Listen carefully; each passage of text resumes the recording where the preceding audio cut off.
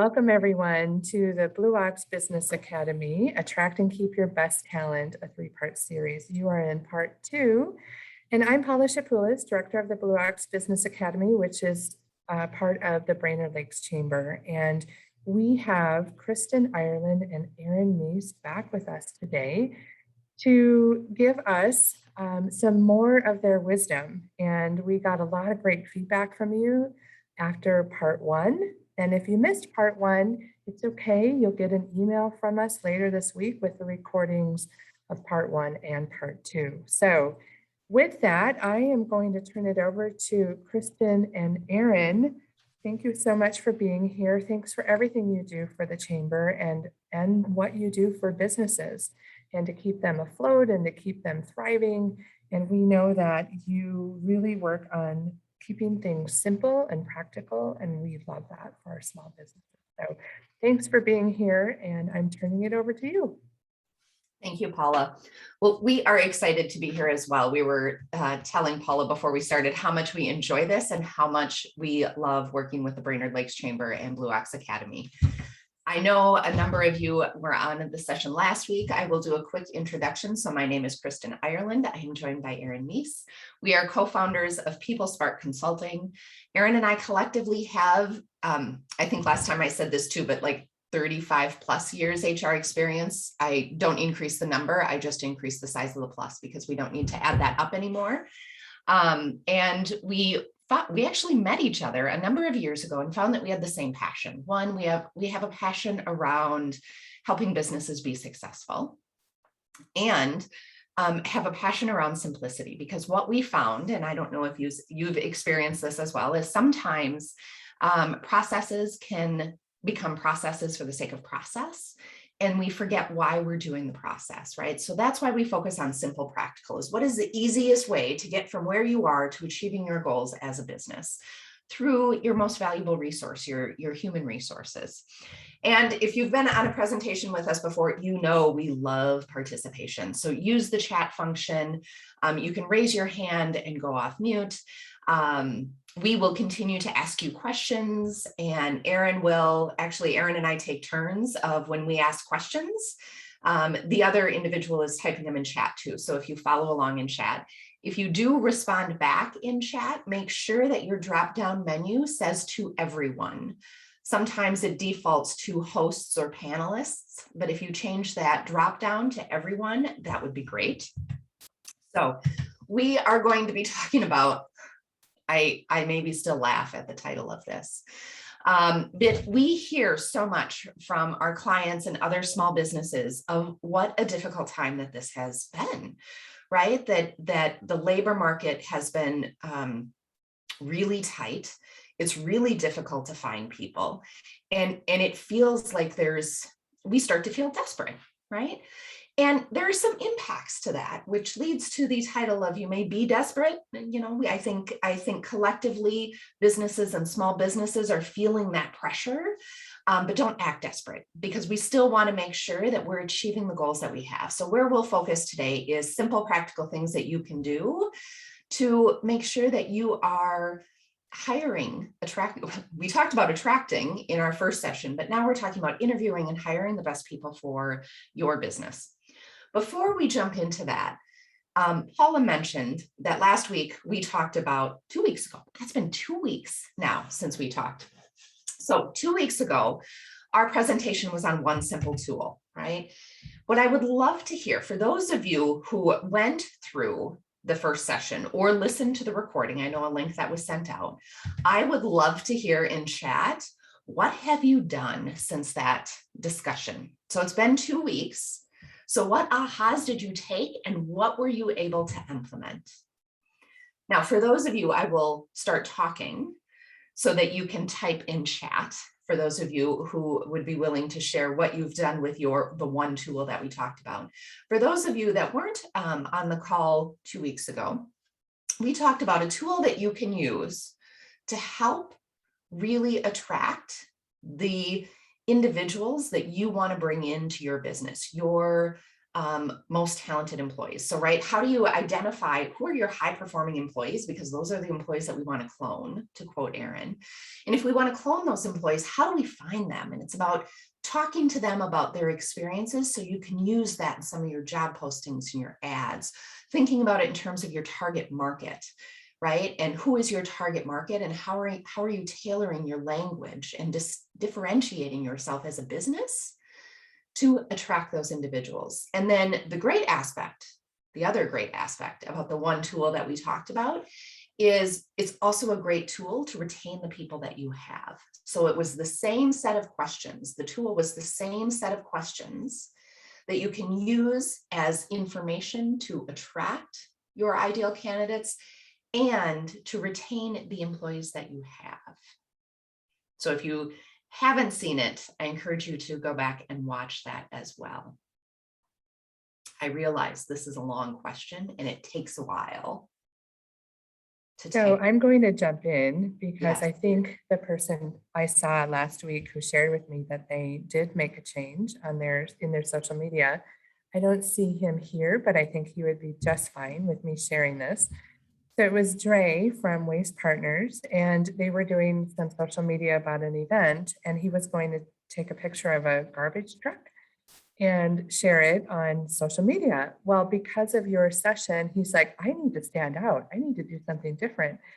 So they took a new garbage can, one of those big ones, filled it with ice and put in beverages to announce an event. So he's like, I got the most feedback and interaction on that post than I've had on any other post. So I just want to share that with you. Wonderful. Well, what I love too is that they actually had the ice and the beverages. So they got to get the win of the social media and enjoy it at the same time. Wonderful. Thank you for sharing. Aaron, what are your thoughts? Yeah, and just one thing here as we start shifting gears too is, we talked even too about using our marketing muscles when it comes to attracting candidates, where if we don't think about the whole recruiting process and instead we think of that job posting as our first contact with our ideal candidates, with our ideal employee, then that first call to action, right? We just want them to take that first step. That first call to action is just either learning more about your company, about your business, and even better, submitting their resume or applying for the job. So if we break it down into, we don't have to go right out and make a job offer right now, but if that only call to action for my job posting is that somebody is going to apply, for me, I think it helps break the process down into something much, much more manageable. Mm-hmm. For sure. All right. So since we would continue to love to hear the feedback that you had from the first session and how you've been able to implement some of those things, where we will shift now is into this concept, okay, now how do you bring people in? So I have to admit, I giggled on the title. I giggled on this slide too, because I feel like this is where a lot of businesses are, right? We have what we want and what we expect in candidates, right? We have this idea, right? We want to clone those rock star employees. And yet sometimes what we get, the applicants that we get, the pool that we get, what we end up hiring is very different than what our expectations are. Right? That our expectations are here and we end up hiring here. And so first of all, how does that happen? And we've seen this a lot, especially in the last year and a half where we talked about this labor market, is businesses had high expectations of what they want to have and who they want to hire into their roles, right? And when there is not a tight labor market, that can be easier to find, right? You can be a little bit pickier, you can choose people. What people are finding now is I'm having a hard time finding anybody, right? And somebody is better than nobody. Like I need a body to be able to be here. And in that process, because that's what the market was, and somebody who was better than nobody, expectations started to lower. Right. And so then what we found was rather than going through full interview processes with candidates, employers were saying like, okay, you're here. Can you show up tomorrow? You're hired. Right. So the expectations went down. And what we found is really maintaining those high expectations, even though you know that your pool may not be there. Having those high expectations, continuing to use simple practical tools in your hiring process keeps your expectations here. You can always choose to hire. You may know that the candidates that you get may not meet those expectations, but at least you're setting the bar high, right? You're setting the bar where you want it to be. And then if people don't meet them, then they're here. Whereas what we found happening is people are setting the bar here, and then people are coming in here, right? And then it's starting to send the message of, they need me so bad, all I need to do is show up. They need employees so much, all I need to do is show up. So employees are coming in with, all I got to do is show up, and I'm meeting expectations, because that's the message that businesses are sending. Or in some cases, and I'm sure a number of you have experienced this as well, is that then they say, well, maybe I don't even, they deem me so bad that maybe I don't even need to show up. I'll just show up for every third shift, or I'll show up 45 minutes late because they need me so badly. So what we'll really focus on today is, how do we continue with simple, practical things? How do we continue to keep our expectations here, knowing we may hire in at different places, knowing that we may still hire somebody who may not fully meet those expectations because they are a body, but at least we're setting the bar so they're coming in with that same expectation. Erin, what would you add to that? The only thing I would add here to that too is to also be thinking about it in terms of that candidate experience. So when candidates know that they can go to a number of different places, other employers that you may be competing against for talent might be doing the same things that you are. And so even having a process and walking somebody through it, I understand it takes time and it feels contradictory to just make the hire and move on. That said, taking that time to, like Kristen said, set the higher expectations, let people know what to expect and what it means to be a part of your organization. Sure, there are going to be some candidates who are ready to go today. That's fine. We can let them continue to move on to do their thing. But what you're offering up is different from other employers. You're offering them up an experience.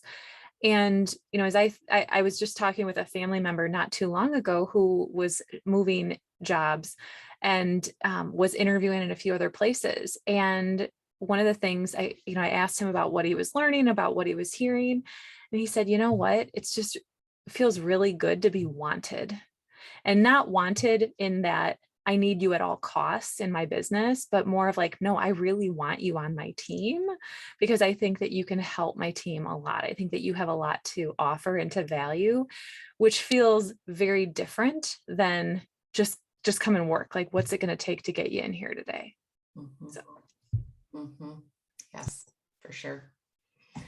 So the other thing, so that's one aspect. The other aspect is, this is costly. Hiring and making hiring decisions is a costly process. So when you think about it, these are typical steps that you would see in a hiring process, right? So you identify the need. Yes, you have an opening, phone screens, in-person interviews, you make a hire, and then somebody comes in for their first day of employment. And every step of the process, you're investing more, right? Every step of the process is costing you a bit more, with the person actually coming in on that first day of work and working being the highest. So what I'd love to hear, answer in chat, what do you think is the average cost of one bad hire? And I want to qualify this. This was actually taken from a survey done in 2017. It is taken from a cross-section of positions and industries. So this isn't one specifically. In general, so I'm assuming since 2017 it's only gone up. So in general, what is the average cost of one bad hire? So if somebody makes it all the way through this process and they come in day one, day three, 3 weeks, and you realize like, this is not the right person, right? What is the average cost of that one bad hiring decision? We have 5,000, 17,000, 10,000. We'll wait for a few more answers here. I know this question is like could be a lot. 20,000.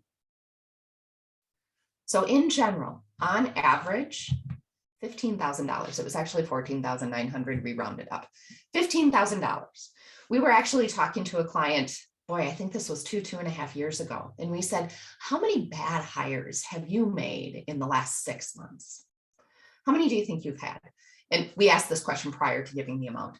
And the answer was 5, right? 5 bad hires. They were a kind of a retail location that had multiple locations. And over the course of all of them, they had made 5 bad hires that if they had to do it again, they wouldn't hire those same people. Do the math on that, right? $75,000 on those poor hiring decisions. More significantly is the toll it takes on current staff having to train the new hire just to start over again. Yes, exactly. And I'm not sure that we gave this quote in the last session. I can pretty much guarantee we'll do it in the next session.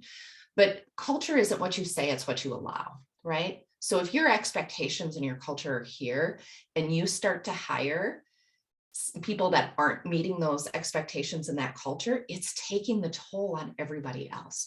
They're working harder, they're training just to start right over again. And pretty soon it drags everybody down, right?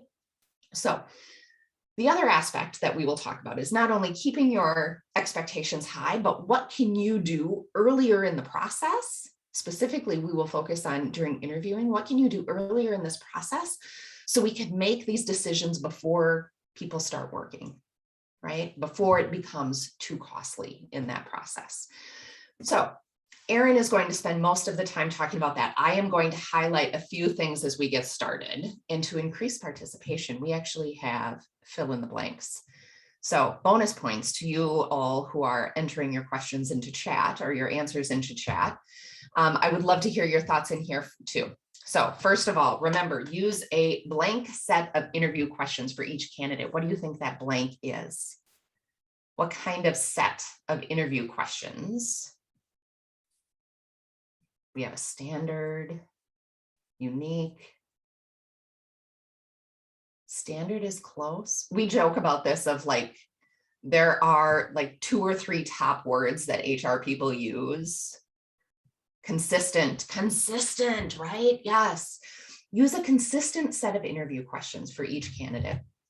And the reason, a couple of things why it's important to use that consistent set of interview questions is, one, it does reduce risk in the interview process. If you are asking a consistent set of questions for every person for a position, right? Your set of questions may differ between positions, but for positions or within positions, being consistent reduces risk for you as an organization. The other thing Erin, are you going to jump into your other aspect of the importance of consistent questions? I was. And, as a former recruiter too, having those consistent set of interview questions, what I have found is that it actually, as I'm meeting with candidates, and so say I'm meeting with laborers, I'm meeting with retail employees, and I'm asking my consistent set of questions, what it helps me differentiate is over time, what are strong candidates? What are they saying? What are their examples showing versus poor candidates? That, and I think sometimes, I don't know about you, I've rushed into interviews at some points in my career, or been told, hey, you've got an interview at this time. And, I might have a guide, maybe I don't. And so then I'm scrambling at the last minute, where having that consistent set of interview questions gives you more of that control over the interview itself, around what you're going to ask, gives more of that predictability around what you want to listen for. And I find helps me kind of get in that better headspace so that I can better listen to that candidate instead of feeling like I'm scrambling. Mm-hmm. Right, for sure. So being consistent. What do you think the next one is? Tailor the interview questions based on. What do you think you could base the interview questions on?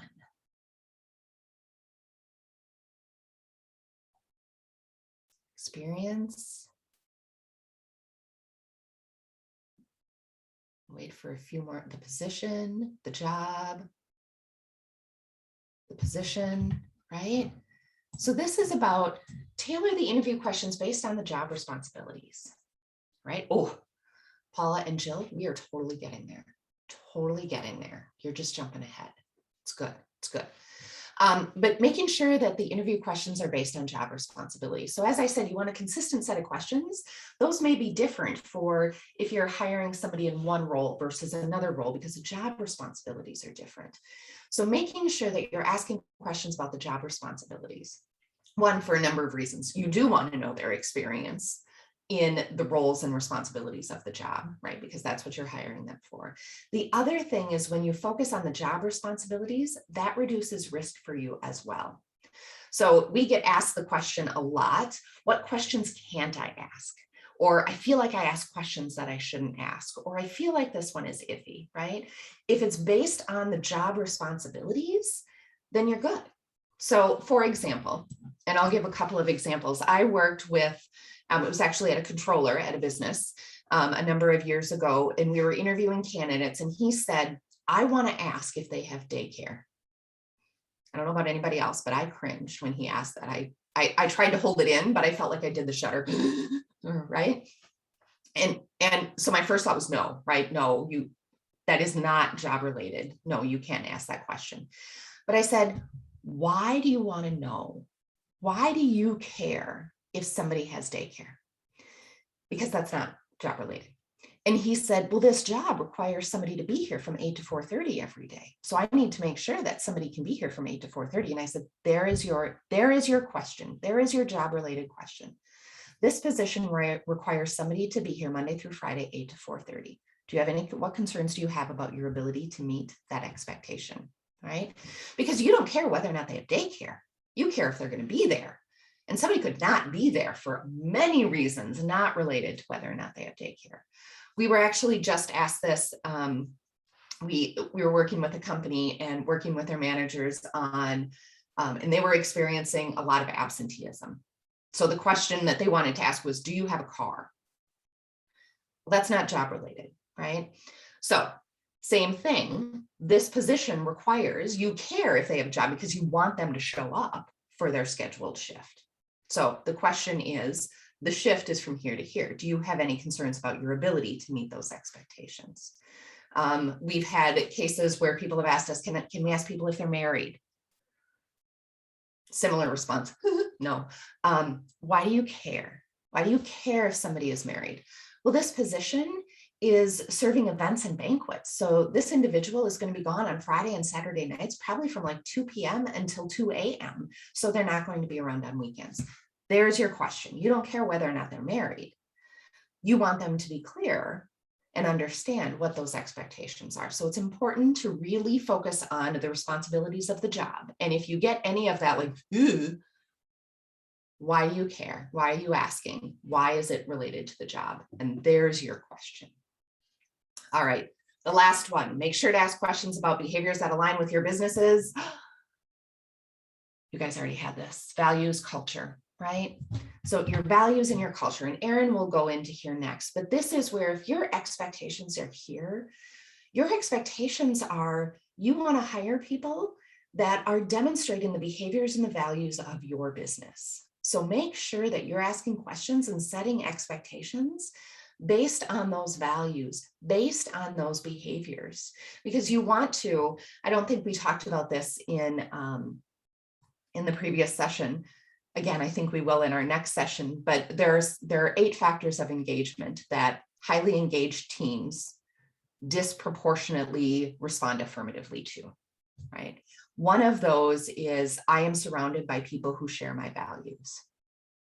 Hiring people based on your shared company values, those behaviors will help create engagement for your team as well. So making sure that you are aligning with that. And Erin will take us into now, how do we do that?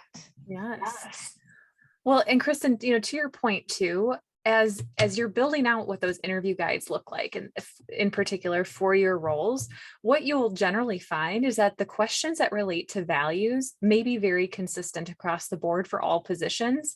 It may be simply that that different positions and different roles within your business have slightly different questions simply based on those job responsibilities. So I just wanted to reiterate that. Okay, so one quote that is attributed to Dr. Phil, which still to this day surprises me, that the best predictor of future behavior is relevant past behavior. And I want to point this out for one of a few reasons. When we get into interviews, what our goal here within an interview is to get enough information around how a person has responded in a given situation in the past. Everyone knows. I haven't yet met a person who doesn't know how they should do something, right? They know what they should do. Yet when we look at their past experience and how they actually have done things, it might be different than that. And so the job of our interview, so if there's one call to action even for our interview, it's to have enough information that we can make a decision either to move forward with a candidate or to tell a candidate that we think that there's probably a better fit somewhere else. So that gets us into behavioral-based interview questions. So interviews on their own without behavioral-based interview questions they leave some room for opportunity in terms of being a predictable, a reliable source of information on whether or not a person will be successful in their role. And so behavioral-based interview questions actually help us to improve the reliability of the interview part of your process. And so we talk about behavioral-based questions, which in the chat, I'd love to hear, what are the magic words? What does a behavioral-based interview question start with? How does it start? And you might cringe even typing it. And so I get it. What are the magic words?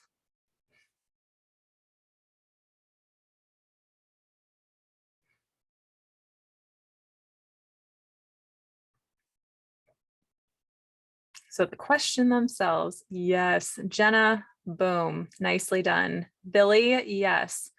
Tell me about a time. Give me an example. And with that start, so even though you might have cringed a little bit, you may have even rolled your eyes. That's okay. I can only see a handful of screens, so you're probably safe. But with behavioral-based interview questions, what you'll notice, even in just the way that they're worded such that we are specifically asking the candidate for a time and an example and an experience that they have had, not what should they do? What would you do? Those would get us more hypothetical. And again, that's where some candidates can say, oh, they know what to do. And now they start to surprise us and we get really excited about this candidate because they know what they should do. And yet then we find that in their own previous experience, they didn't have this response. They didn't handle it in this way. That's when we see some of those surprises in hiring come up. So as we look at even some common values, some of these might apply to your business, some might not. Some common values that we tend to see with a lot of the businesses that we work with are around integrity, around quality, service, and teamwork. And if you're feeling like, oh, behavioral-based interview questions and tying them to values is way too much for me right now, I promise you it is simpler than what we're thinking. So integrity, if what we're trying to understand with a person in this situation is that, they know that they're willing to share when they've made a mistake, that we don't want somebody to hide something if they've done something wrong. Then a behavioral-based interview question here could simply sound like, tell me about a time you made a mistake at work, or tell me about a time you made a mistake at work and you had to bring it forward to your manager. Right? We want to hear about those experiences that they have had and help them give us that example very specifically. Within quality, if we want to understand somebody can manage a lot of complexity or that they can manage a lot of different priorities, a behavioral-based interview question could simply sound like, tell me about a time you had to manage a large or a complicated order. What did you do to make sure it was accurate? What steps did you take? So we're taking that specific behavior. So it's the value of quality, but the behavior that we're really interested in. And this could actually be something that drives you nuts when it goes wrong. It also could be those really, really great employees of yours some of the things that they're doing, where we want to get examples of where another candidate has had that before. In service, so I tend to be like the negative person when it comes to interview questions. So I'm always asking like when things have gone wrong, for whatever reason, I don't know. It's been like this for a long time now, well more than 15 years, and we're just going to go with it at this point. So with service, this might simply sound like, tell me about the time you had an interaction with a customer that didn't go well. Tell me about a time that you had to de-escalate a customer who was really upset in front of other guests. Right? We're not asking them, what would you do or what should you do? We're wanting to know, no, when you were in the heat of it, what were some of the things that you did? How did that get resolved? And I'll talk you through also some follow-up questions to make sure that you're getting the information that you want. And for teamwork can go in a number of different ways. It could be in this case, tell me about a time you went above and beyond to support somebody that was on your team. So do you care about the team as much as you care about your own success? In this case, this type of a question could work really well. One of my favorite teamwork questions is around, tell me about a time you had to work with somebody you didn't like. Sometimes that happens, right? My family always says you can pick your friends, you can't pick your family. Sometimes you can't pick your coworkers either. So sometimes we have to work with people we might not always get along with. And so we want to hear experiences around where somebody has done this and done this effectively. So I'd love to hear from you in chat. What are some of the behaviors that some of your Rockstar employees are demonstrating? Or you could also answer this if it's easier. What are some of the things that drive you nuts when it doesn't go right that we would want to be asking in an interview question? Do we want people to be bringing forward mistakes? Do we want people to be resolving customer issues without having to come find their manager for every question? Right? Think about some of those examples and go ahead and type into chat. What are some of those behaviors that your Rockstar employees are demonstrating?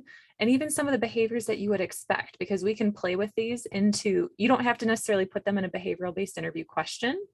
You can simply put the behaviors in there and then we can work them into a behavioral-based question. Erin, if you could speak to now or as we wrap up this activity, one of the questions that we get a lot from people is, yes, but I'm hiring first, people who are first time into the workforce. I'm hiring high school students. They're not, I may be their first job. Yeah. So we have a lot of people who say, well, this won't work for me because I'm hiring people without experience. So if at some point you can speak to that too. I love that. I had that on my notes. One of the things, so yes, this is the case, and we hear this from people. I've even done interview workshops with local high schools too, to help students prepare for interviews themselves. I am a huge fan. Remember how I talked about candidate experience earlier? I am a huge fan. If you are going to be meeting with somebody for a phone screen or an in-person interview, of sharing with them and saying, you know what, Kristen or Paula, there's a few things that are really important to us in our business and how we behave and how we interact with one another. And it's about making sure that we're coming forward with mistakes, that we're looking out for our team members, and whatever our third one might be. I want you to be thinking about examples of where this has shown up in your life. It could be previous work experiences. It could be school projects. It could be extracurricular activities, other types of activities that you've done outside of the home too. So I want you to be thinking about those examples that best speak to you handling situations that would relate to X, Y, and Z, so that you can bring your best self into the interview and share with us some of your great experiences. What you're not doing there is giving them the interview guide. You're not saying, hey, here's the questions that we're going to ask you. What we're doing is saying, these are the things, like Kristen said, these are the things that are really important to our business. So even if you don't have a rock star answer, I still want you to bring the best answer that you have so that you can best represent yourself. So I hope that that's helpful. Yeah, so I highly recommend that. I think candidate experience, that's another way that you can differentiate yourself.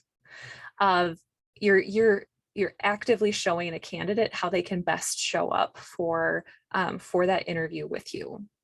So And you're clearly communicating up front, this is what's important to us. yeah, This is what's important to us. people that are really Not- successful don't know. here do this. Yeah. Okay, so Bob, yes, so people, some of your rock stars, they don't hide mistakes. We want people to learn from mistakes and to learn from their mistakes and others to learn from them as well. Yes. So a behavioral based question here, so you could even use those two sentences here as your setup for the question, that we want people to not hide their mistakes and we want people to learn from them and to teach others as well. Tell me about a time where you made a mistake and you were able to actually share what you did with others so that prevented them from doing it as well. Okay, so we're continuing to demonstrate that.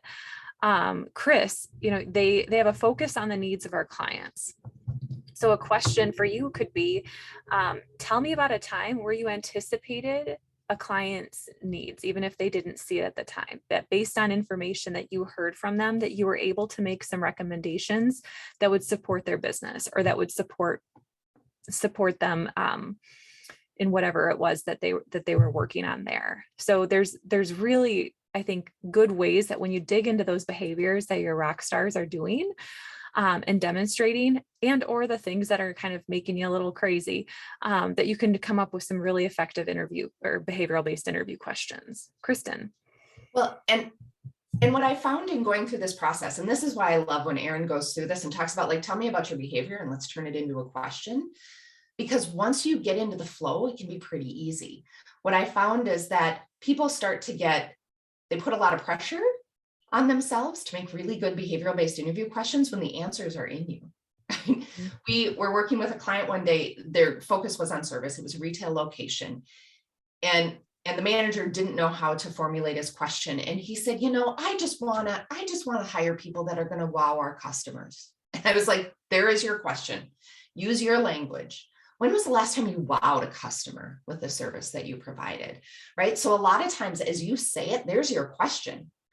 All you have to do is add the tell me about a time, insert the behavior, and there's your question, and really tying it to the words that you use. So I love the example where he's like, I just want him to wow somebody. I was like, great, if you use those words, because that will set you aside as well, set you apart. For sure. All right. So I'm really excited about this next little part because, so if you actually hear nothing else, if you pick up nothing else, then this is what I would hope that you would walk away from.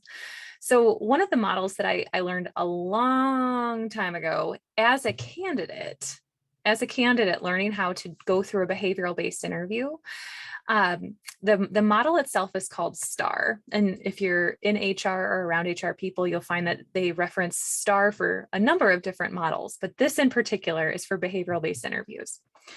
And what STAR, the framework for it stands for situation or task, action, and result. And so as a candidate, I'll share with you a little bit from the candidate perspective, and then I'll flip it into you as the interviewer.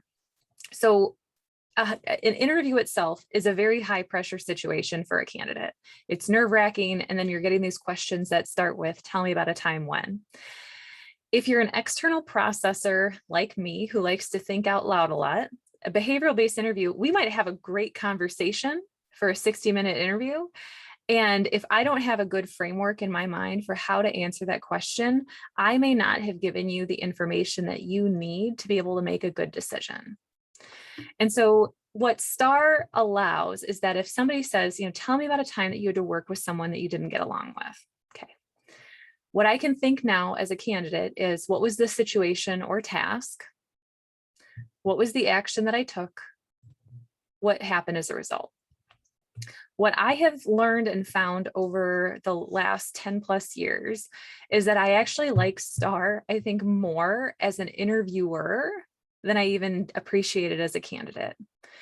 Because in a behavioral based interview, sometimes you throw out this tell me about a time when question, and it feels like you're just waiting for somebody to respond with something and you don't really know where it's going. You can actually use STAR in some of the follow-up questions. You actually use the same follow-up questions for any of your behavioral based interview questions to help coach the candidate through to make sure that you're getting all the information that you need. So I could use that same question. Tell me about a time when you had to work with someone you didn't get along with. What was the situation? And so then I'm giving them permission to enter in and give me the context around it and see where they go from there. I might hear that, okay, they didn't really tell me specifically what it was that they did. So now I have my question that I can go back to and say, well, what specific actions did you take? What was your role on that team? What was, what specific role? How did you determine that role on that team? And they might go through their situation or their answer. And maybe I didn't hear a result. Maybe I didn't hear what they gave me, all of this great context and what they did, but now I don't know what happened. Okay. So I appreciate you sharing this example. So what happened as a result? And what I do in an interview, I literally will write down STAR right down the side underneath my interview question. And then as I'm listening to my candidate, I'll start writing in, okay, what was the situation or the task? These two are interchangeable. Did they share with me what the actions were that they took? Did they share with me what the result was? And I like using it to help coach candidates through those answers, especially because I feel like it makes that discussion with them a lot more authentic, and it makes it feel also just a little bit more conversational. So tell me about that situation. Okay, what actions did you take? What happened as a result? We were training a group last month, I think it was, and one of the leaders that we were teaching this framework to had an interview that night, and he was like, oh yeah, I'm not doing this. This is too much. And I was like, okay, you don't have to. Like, I encourage you to try this because I think that you'll be pleased with what you hear.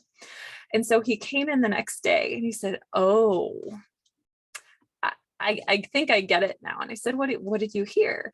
And he said, I started off with the behavioral based question, and what was the situation or the task. And he said, and then I noticed that I didn't hear the action, where I may have in the past gone to the next question. I may have just thought that was all there was to it and moved on. Where he said, then I dug in and said, well, what specific actions did you take? What happened as a result? He said, I got way more information out of that one answer than I previously would have been able to. And I got information out of an answer regarding this person building a chicken coop. And I didn't expect that was going to be the one that they would go with, but here we are. And he kind of surprised himself. I was really pleased to hear it, but I appreciate this framework really for getting the answers back. And the fact that these follow-up questions are all the same. What was the situation or task? What actions did you take? What happened as a result? And you can use them for each one of them as you go through.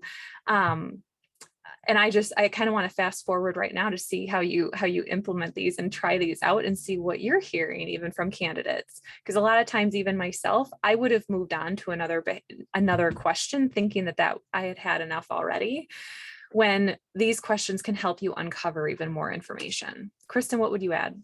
Well, and even just, a lot of times when people answer the question first, you get kind of the fluff. Yeah. You get this fluff where these get you into the detail of it. And we've seen, as Erin said, we've seen it work both ways. Of sometimes when you start to get into the detail of it, you were like, yay, by the fluff. You were like, oh, this looks like a really good candidate. And then as you get more detailed, you're like, ooh, there might be some things that stand out to you as you delve in. And vice versa. If somebody isn't necessarily good at the fluff and they kind of just answer it surfacely, you're like, oh, this isn't a good candidate. But when you ask those more specific questions, you're like, wow, this person had experience that I had no idea about, just because they weren't interviewing. They may have been nervous or they weren't interviewing well. Mm-hmm. So taking it to that next level gives you so much more information. And to Erin's point, that's one of the things that I love about this, is that it's the same questions. Like, you don't have to change anything. You just have to figure out, and she truly does do this. She writes out a star. I've seen her interview notes, but it helps you define, like, oh, I'm missing this. I need to ask this question. So it makes it really easy to move through it.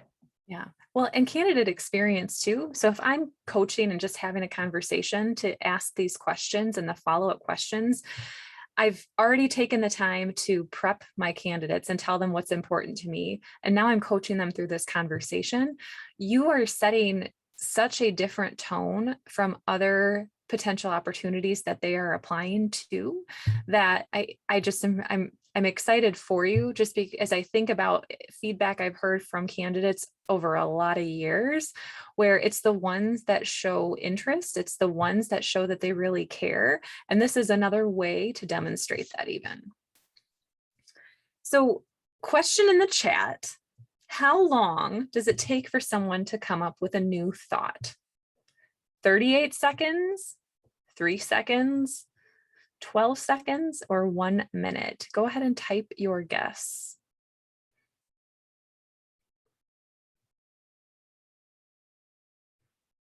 I forgot to start counting.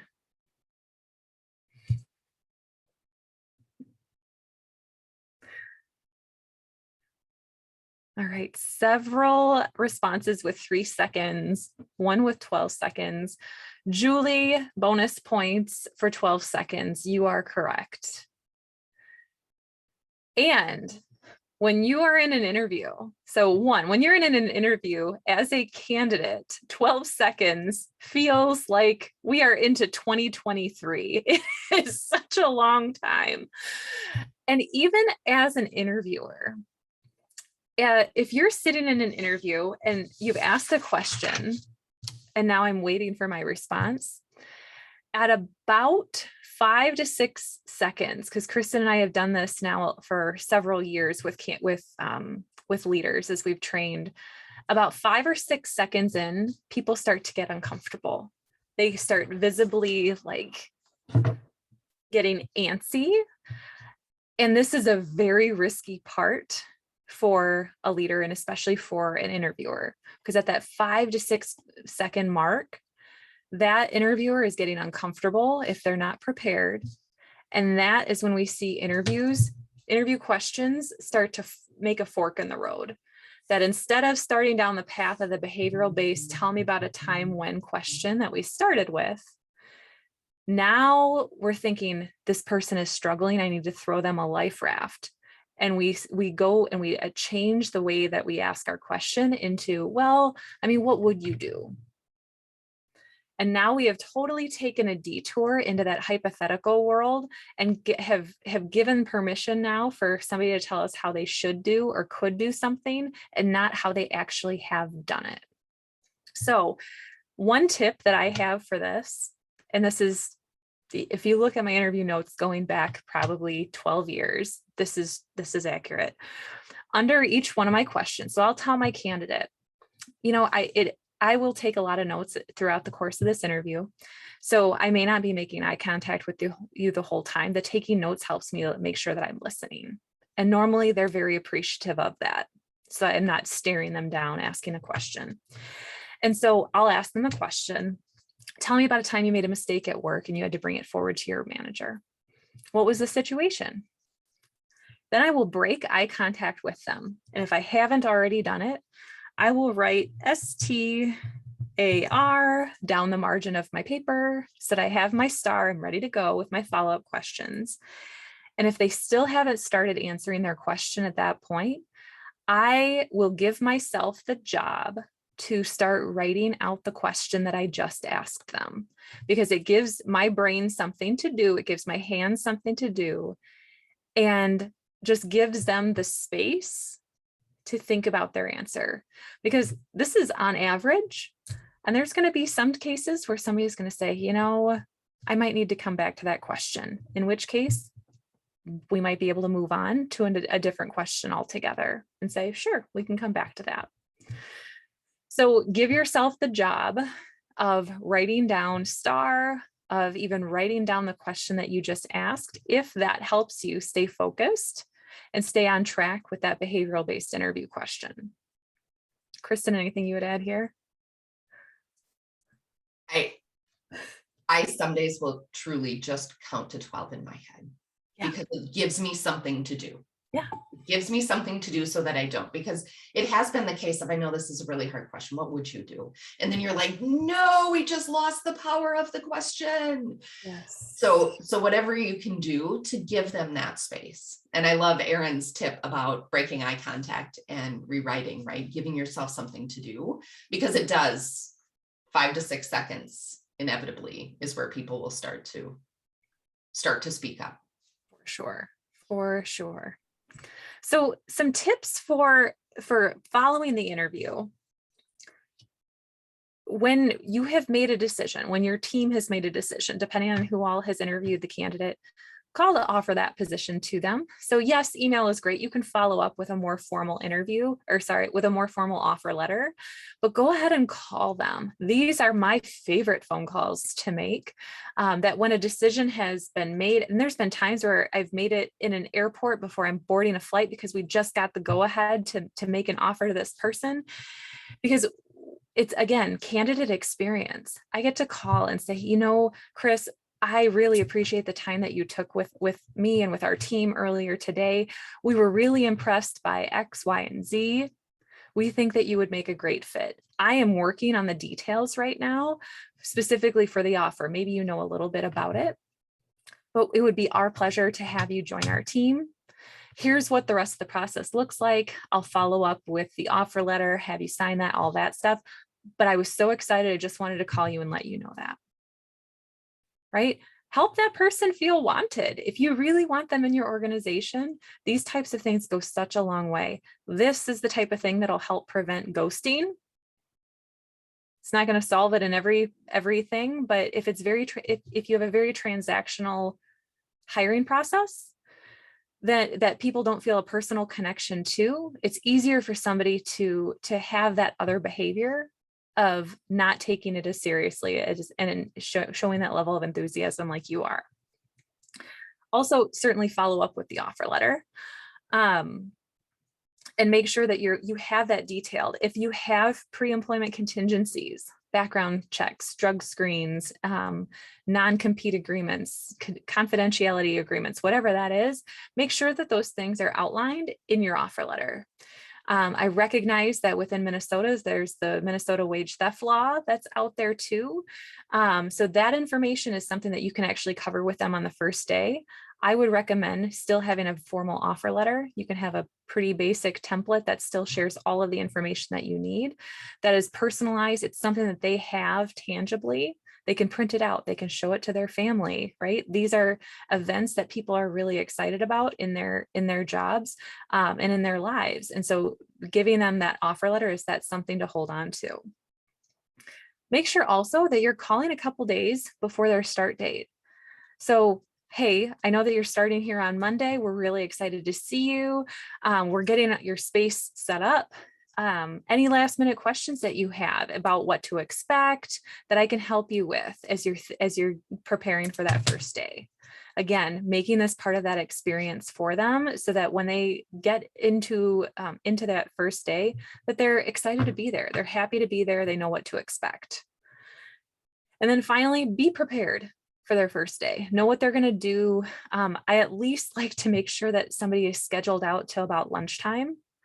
So they've certainly got their new hire paperwork. They've got all of the really sexy stuff to do, that is all legally required for their employment. We want to get that done, of course. And how can we make sure that those values that you talked with them about in their interview, how are they hearing those same messages for you on their first day too?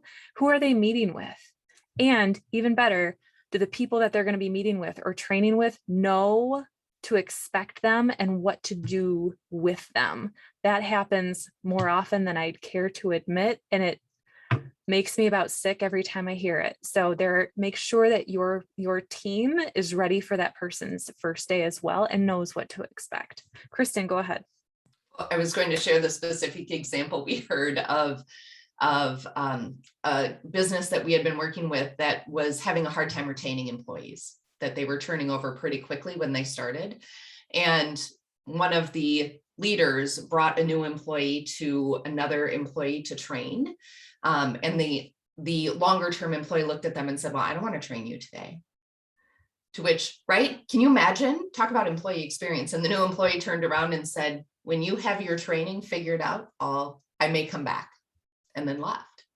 And it was that one interaction with that trainer that had that impact of like, ooh, cringe. Yeah. And again, thinking about even our first session 2 weeks ago, if you have some great employees that you want to be involved in the training of this new hire, help them understand why it's so important and what you value about them. There's a great way to build them up before this new hire gets there so that they know what kind of a role and what kind of an impact they could have with it. So you can help continue, again, with all of these little decisions along the way, continue to build up your own culture within your business too. So bottom line here is around making sure that you have that consistent process in place. It doesn't have to be overly complicated. Again, a lot of the things that even we talked about today too could be summed up with having those consistent interview questions, knowing how to follow up on those questions too. Remember that STAR. And then thinking about what is that candidate experiencing at all the different points along the way, because all of these set the tone for how they're going to start within your business as well. Kristen, go ahead. Do you want to finish this out? Well, and to me, it's that making sure that those expectations are there. That, again, as we talked about at the beginning, is a lot of businesses are saying, I just need somebody. So I don't need to go through all of this if I know I'm going to hire the person anyway. Keep those expectations, keep those standards so that you're still here. You can choose to hire differently, right? You can choose to hire somebody that may not demonstrate those, but let's keep it up here. And I also heard, I was talking with another employer. Actually, I was talking with an employer yesterday who was sharing a situation with a friend whose unemployment has been ending because, right, some of the September unemployment was ending. And he was like, oh, now it's time for me to go out and start getting another job. So who knows what will happen? People are starting to feel that impact. More people are going to be potentially coming back in to interview. Make sure that you're hiring for what your values are, what your expectations are, and having that consistent process. Erin, do you want to take it back? Sure thing. Yeah. I mean, and hiring is cyclical, right? If you look back 20 years, if you look back 40 years, you'll see a lot of the ups and downs. And we happen to be in one of those right now, certainly with a shortage that we haven't quite experienced before, and a lot of other things that are happening. So make sure that we're maintaining those standards when we're hiring, because we'll be prepared for kind of that roller coaster as we go. All right. So what we'll leave you with here, and we can pop this into chat as well. If you're interested in sharing even a little bit more, we can talk through even some of the questions and the process that you're using with your hiring right now, and answer any questions that you have around how some of this applies to your business. We'd welcome you to book a time with us, and the link is in the chat right now.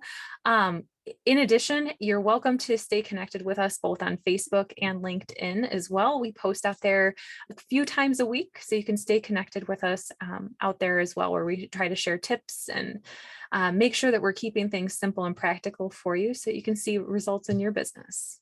So it's been our pleasure and great to see everybody today. So Paula, I'll hand it back over to you. Yeah, thanks so much. I loved the session, and I was even thinking about the STAR acronym, working for managers and leaders too. When someone comes to them and says, something happened, as a manager or leader, tell me the situation, right? What did you do? What was the result? And wait those 12 seconds as a leader or manager for allowing someone to respond to. So that was awesome. Really, really great. I would also encourage you all to get on their newsletter. I've been getting their newsletter for probably a couple years now, and there's some great information on it. So go to their website, check it out, sign up for the newsletter, and stay connected with them, because thank you, Kristen and Erin, you're a really great resource. With that, did you have something, Kristen, you wanted to share? Thank you. We are excited to be here and excited for session number 3. Now I have to remember what I've said in session 1 and session 2 would be in session 3 to make sure that it's in there. Right. And I'll provide you with the link if you want to review. So We did record this, and we will be sending out links again in for part 1 and part 2. Part 3 is on October 19th at 1 p.m. So be sure to mark your calendars and be here for that as well. So thank you all for coming, and feel free to let me know anything that you want to continue to see on these success series. Bye.